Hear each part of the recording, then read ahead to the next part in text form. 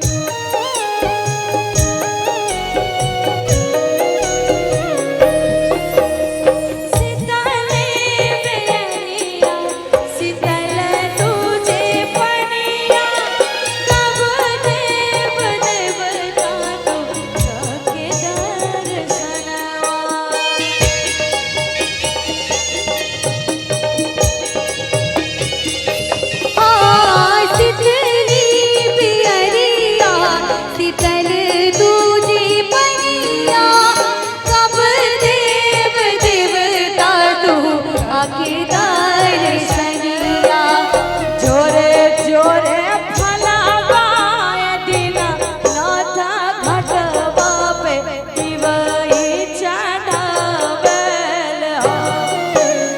जोड़े जोड़े फलावा दीनानाथ घटवा पे दिवाई चढ़ावे ले हो। जल बीचे खड़ा होई दर्शनला